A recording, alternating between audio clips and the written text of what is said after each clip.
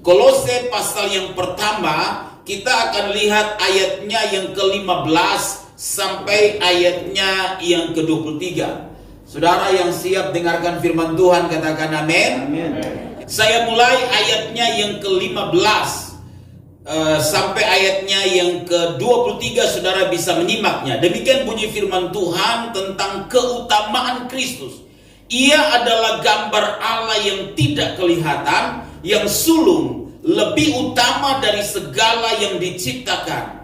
Karena di dalam Dialah telah diciptakan segala sesuatu yang ada di sorga dan yang ada di bumi, yang kelihatan dan yang tidak kelihatan, baik singgasana maupun kerajaan, baik pemerintah maupun penguasa. Segala sesuatu diciptakan oleh Dia, dan untuk Dia.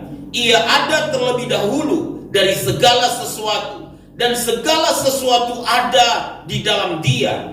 Ialah kepala tubuh, yaitu jemaat. Ialah yang sulung, yang pertama bangkit dari antara orang mati, sehingga Ia yang lebih utama dalam segala sesuatu. Karena seluruh kepenuhan Allah berkenan diam di dalam Dia, dan oleh Dialah Ia memperdamaikan segala sesuatu dengan dirinya, baik yang ada di bumi maupun yang ada di sorga, sesudah Ia mengadakan pendamaian oleh darah salib Kristus. Juga kamu yang dahulu hidup jauh dari Allah dan yang memusuhinya dalam hati dan pikiran, seperti yang nyata dari perbuatanmu yang jahat, sekarang diperdamaikannya di dalam tubuh jasmani Kristus oleh kematiannya, untuk menempatkan kamu kudus dan tak bercela dan tak bercacat di hadapannya. Ayat 23. Sebab itu kamu harus bertekun dalam iman, tetap teguh dan tidak bergoncang, dan jangan mau digeser dari pengharapan Injil yang telah kamu dengar dan yang telah dikabarkan di seluruh alam di bawah langit, dan yang aku ini Paulus telah menjadi pelayannya. Sesungguhnya begini Bapak Ibu Saudara, kalau kita mengenal siapa Tuhan yang kita percayai, maka kekristenan kita akan berbeda dari agama-agama yang didirikan oleh manusia di dunia ini. Kalau kita mengenal siapa yang kita percayai Bapak Ibu Saudara, maka fondasi dan bangunan kekristenan kita akan kokoh. Kita tidak akan mudah diombang-ambingkan oleh apapun, oleh tawaran dunia yang ada, yang disodorkan kepada kita. Kita tidak mudah akan kecewa dalam hidup ini, tidak gampang sakit hati oleh keadaan apapun. Kita tidak mungkin juga akan undur dari Tuhan, termasuk dari pelayanan yang Tuhan percayakan kepada kita, kalau kita mengenal siapa Tuhan yang kita percayai dalam hidup ini. Jika kita mengenal Yesus Kristus dengan benar Bapak Ibu Saudara, Tuhan yang kita sembah dalam hidup ini, maka hidup kekristenan kita, saya menyebutnya, akan menjadi kekristenan yang luar biasa. Tapi persoalannya begini, banyak orang Kristen hanya menjadi orang Kristen kulit.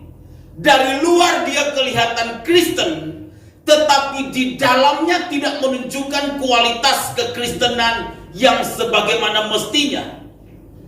Packagingnya yang ada di luarnya kelihatan Kristen, dibungkus oleh sebuah KTP yang tertulis Kristen, dibungkus oleh sebuah identitas yang disebut dengan pelayan, dibungkus oleh sebuah atribut yang disebut dengan hamba Tuhan. Tetapi kualitas kekristenan tidak semesti atau sebagaimana yang diinginkan oleh Tuhan.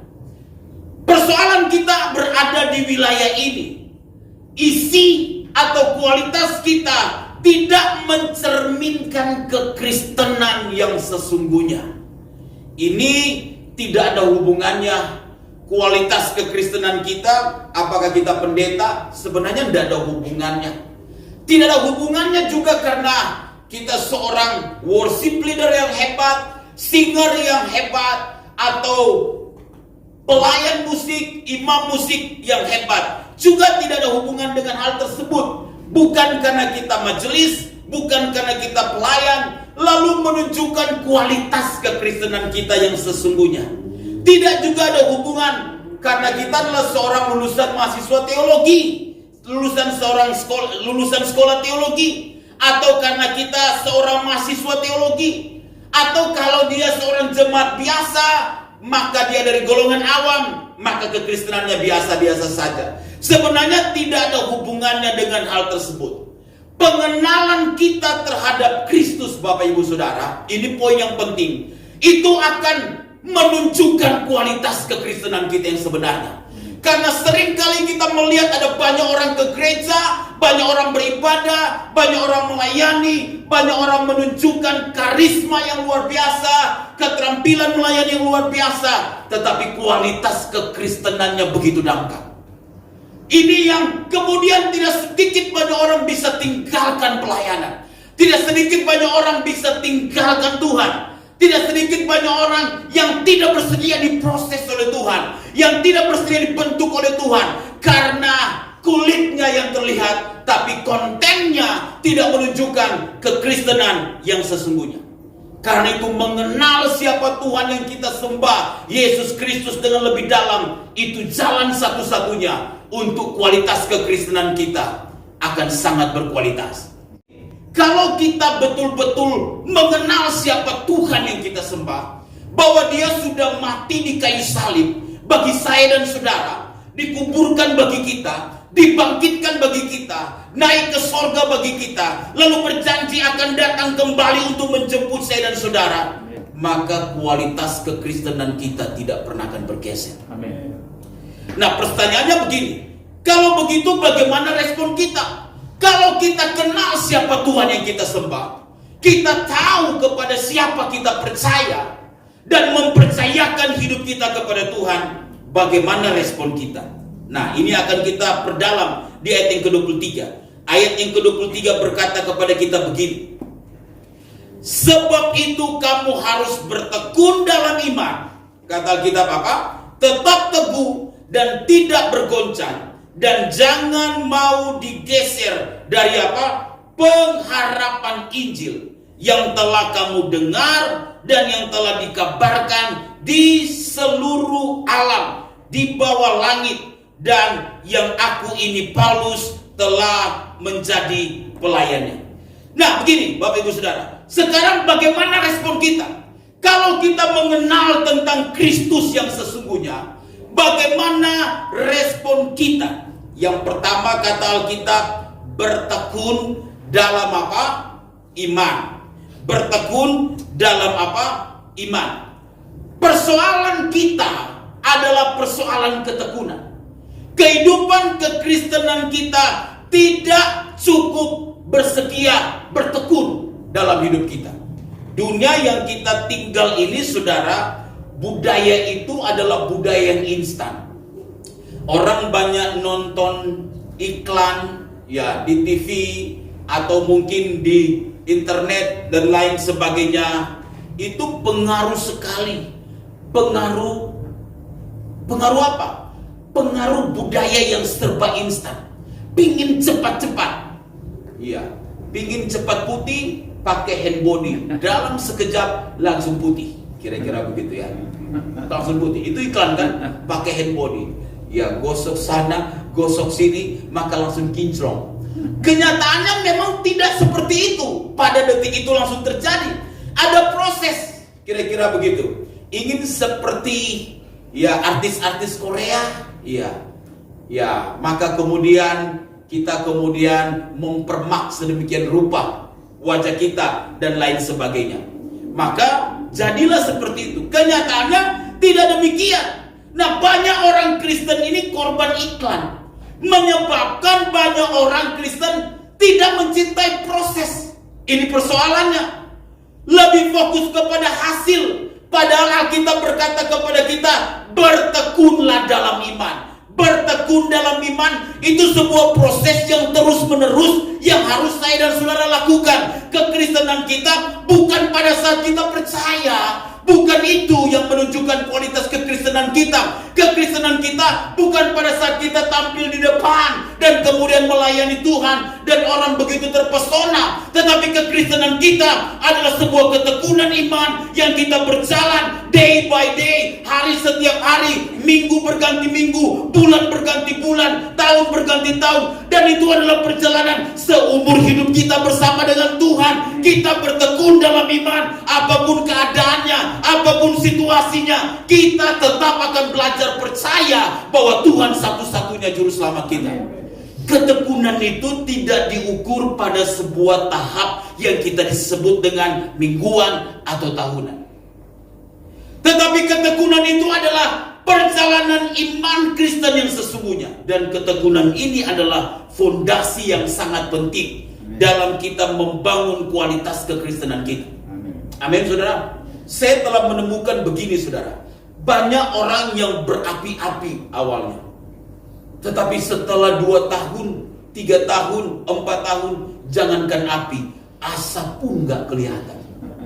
Sehingga banyak orang yang bersaksi begini, saudara-saudara, saya dulu ya, waktu baru mulai bertobat dan pelayanan, dulu saya pergi ke pulau-pulau, naik gunung, turun lembah, seberangi lautan, pokoknya hanya satu, untuk Tuhan saja, semuanya untuk Tuhan. Terus sekarang gimana, Opa? Itu dulu zaman Belanda. Sekarang era reformasi, Opa setua. Ya. Saya pernah ketemu dengan orang yang mendirikan monumen iman. Dan itu sebagai sebuah peringatan bahwa dia pernah berapi-api, dia pernah melayani dengan sungguh-sungguh. Kita tidak boleh mendirikan monumen iman, monumen pelayanan. Tuhan harus mendapati kita terus bertekun dalam hidup ini. Amin, saudara. Karena kekristenan kita ini adalah sebuah perlombaan. Penulis Ibrani berkata bahwa kita mempunyai banyak saksi bagaikan awan yang menaungi kita. Karena itu setiap kita diwajibkan untuk bertekun dalam perlombaan iman yang diwajibkan bagi kita. Suka atau kita gak suka, mau atau kita gak tahu mau, kita akan berlomba loh, saudara. Karena itu saya telah melihat yang saya sebut tadi, ada orang yang pokoknya di awal saja dia begitu giat, tapi di akhirnya terhilang. Saya doa supaya tidak ada seorang pun di antara kita yang terhilang. Amin. Amin, saudara. Kita akan bertekun dalam iman sampai kapanpun. Amin. Ku tetapkan bertahan. Itu udah lagunya ya. Sampai kapanpun. Kira-kira begitu. Karena jangan sampai kemudian semua hanya tinggal kenangan. Kenangan apa? Kenangan dia pernah ada di pelayanan yang begitu luar biasa. Sekarang di mana? Nggak tahu, Pak, udah dimakan hiu kali ini. Jangan sampai semua tinggal kenangan. Kayaknya pernah ketemu, di gereja, kita habis ibadah makan sama-sama. Ya, di mana? Di GSKI Yehuda Manado. Terus sekarang di mana? Kayaknya udah nggak tahu, Pak. Ini ada di mana? Di hutan mana kali, nggak tahu. Bertekunlah dalam iman. Amin, saudara. Apapun keadaannya, hidup ini akan selalu ada masalah. Hidup ini akan selalu ada persoalan. Banyak orang Kristen punya mental instan yang saya sebut tadi, sehingga berpikir bahwa semuanya harus sesuai dengan apa yang dia mau, semuanya harus sesuai dengan apa yang dia pikirkan. Tapi kenyataannya tidak demikian, Bapak Ibu Saudara. Ikutilah apa yang menjadi mau Tuhan, ikutilah apa yang menjadi jejak Tuhan dalam hidup kita, maka kita akan berjalan dalam ketekunan sampai pada akhirnya. Amin. Yang kedua kata Alkitab, tetap teguh dan tidak bergoncang. Perhatikan ayat 23, respon kita kalau kita kenal siapa Tuhan kita, apa yang kita lakukan. Kata Alkitab apa? Tetap teguh dan tidak bergoncang. Hidup ini ibarat kita sedang mengarungi sebuah laut. Ibarat kita ini berada di sebuah perahu, ya, atau kapal yang sedang mengarungi sebuah laut, di laut lepas. Itu ada banyak gelombang, ada banyak angin. Nah, begini Bapak Ibu Saudara, kenapa Paulus katakan tetap teguh dan tidak bergoncang? Dalam kita mengikut Tuhan, di dalam kita melayani Tuhan, dalam hidup ini ada banyak gelombang kehidupan yang ada. Ada banyak pergumulan yang akan kita lalui dalam hidup ini. Kalau kita tidak berdiri teguh, ya, kemudian kita tetap bertahan, lalu kita tidak membiarkan diri kita, ya, diombang-ambingkan oleh keadaan yang ada, atau kita membiarkan diri kita diombang-ambingkan oleh keadaan yang ada, maka bahaya sekali kehidupan kekristenan kita. Karena itu, mengenal Kristus itu yang paling utama. Bapak Ibu Saudara, kalau kita kenal Yesus Kristus, wah, yang saya beritahu kepada saudara, dalam keadaan-keadaan yang paling lemah, kita mulai melipat tangan, tutup mata, kita mulai berdoa, kita panggil nama Dia, Dia mendengar, Dia memberikan kekuatan kepada kita, kita kenal Dia dengan lebih dekat, maka hidup kekristenan kita itu akan sangat berkualitas. Banyak orang hanya ikut Tuhan supaya dia bebas dari masalah. Banyak orang melayani Tuhan dan berdoa supaya dia bebas dari masalah. Tapi tahukah saudara, kita tidak pernah akan bebas dari masalah. Dan seringkali Tuhan akan izinkan ada masalah, seperti kita mengarungi laut lepas dengan gelombang yang ada. Tapi pertanyaannya begini, apakah kita mengenal Tuhan kita? Kalau kita mengenal Tuhan kita, kita tidak akan mudah tergoncang. Amin saudara. Kita akan tetap berdiri teguh apapun keadaannya. Yang ketiga, saudara lihat, respon kita yang ketiga di dalam ayat yang ke-23 dikatakan begini. Dan jangan mau digeser dari apa saudara? Pengharapan Injil. Yang ketiga, jangan mau digeser dari pengharapan Injil. Sekarang ini banyak Injil yang palsu di gereja. Orang ikut Tuhan supaya, saya sebut tadi, masalahnya selesai. Kalau kita ikut Tuhan supaya masalah selesai, di luar sana banyak motivator-motivator yang memberikan kepada kita kekuatan supaya kita bisa menghadapi masalah. Misalnya Mario Teguh, supaya tetap teguh berdiri, maka banyak orang yang mendengar motivasinya. Tapi dia juga banyak masalah sebenarnya dalam hidup ini. Kalau kita ikut Tuhan hanya sekedar supaya sakit kita disembuhkan, ada banyak dokter juga di luar sana yang bisa menyembuhkan segala penyakit kita. Kalau kita ikut Tuhan supaya terpenuhi kebutuhan-kebutuhan jasmani kita, Bapak Ibu Saudara, ada banyak trik di luar sana yang bisa membuat kebutuhan-kebutuhan lahiriah jasmani kita terpenuhi. Nah, kita jangan mau digeser oleh pengharapan Injil yang sesungguhnya. Sekarang ini persoalannya, banyak jemaat terpesona dengan Injil-Injil yang bukan sebagaimana yang dikatakan oleh Alkitab. Itu adalah Injil yang palsu. Injil yang palsu yang sekedar berusaha menyelesaikan masalah yang ada di dunia ini, tetapi tidak mampu menyelesaikan masalah kekekalan yang sebagaimana semestinya. Saya percaya Tuhan bisa buka jalan di setiap persoalan kita. Saya percaya ada jalan keluar ketika kita ikut Tuhan. Tapi kita ikut Tuhan bukan semata-mata sekedar hal tersebut. Kita ikut Tuhan karena kita tahu Dia segala-galanya bagi kita. Sehingga walaupun kita belum melihat ada jalan keluar dari setiap persoalan, walaupun kita belum melihat ada pintu yang Tuhan bukakan dalam hidup kita, kita tetap akan ikut Tuhan dengan sungguh-sungguh. Walaupun kita belum menemukan masalah kita diselesaikan dalam doa-doa yang kita naikkan kepada Tuhan, tapi kita tetap akan melayani Tuhan. Sekali kita putuskan kita melayani Tuhan, kita tetap akan melayani Tuhan, apapun keadaannya. Sekali kita putuskan kita ikut Tuhan, kita tetap akan ikut Tuhan. Kita tidak akan digeser dari pengharapan Injil kita yang sejati, yaitu fokus pada kekekalan, di mana Tuhan siapkan bagi saya dan saudara satu tempat yang kekal bagi kita yang percaya kepada Dia, sebuah jaminan untuk berada di langit baru, bumi yang baru yang Tuhan siapkan bagi kita, dan itu lebih mulia dibandingkan dengan hal-hal yang kita sedang hadapi dan dapatkan di dunia ini. Amin saudara. Itu pengharapan Injil kita yang sesungguhnya. Karena itu Alkitab berkata, jangan mau digeser dari apa? Pengharapan Injil. Karena kadangkala kekristenan itu bergeser dari iman yang sebenarnya. Yaitu apa? Bagaimana dia belajar mempercayai Tuhan segalanya dalam hidup dia. Saudara dikasih oleh Tuhan, Ikut Tuhan itu adalah persoalan bagaimana kita menyerahkan hidup kita sepenuhnya kepada Tuhan. Bukan menurut maunya kita, tetapi menurut maunya Tuhan. Kita tidak bisa ikut kata hati kita ikut Tuhan. Banyak orang suka bilang begini, kan saya sudah begini, memang saya sudah begini, mau apa? Wah, kira-kira begitu kan. Ini repot kalau sudah begini. Kalau saya sudah begini, mau apa? Saudara, kalau kita benar-benar mengenal Tuhan yang kita sembah, hidup kekristenan kita akan diubah oleh Tuhan. Amin, saudara. Karakter kita akan diubah oleh Tuhan. Bagaimana orang bisa melihat Yesus dalam hidup kita? Karakter kita. Bagaimana orang bisa melihat Yesus dalam hidup kita? Dari cara kita bicara. Bagaimana orang melihat Yesus dalam hidup kita? Bukan dari cara kita beribadah, bukan dari cara kita melayani, tapi dari hidup kita yang telah diubahkan oleh Tuhan. Dengan cara kita berpikir seperti Yesus.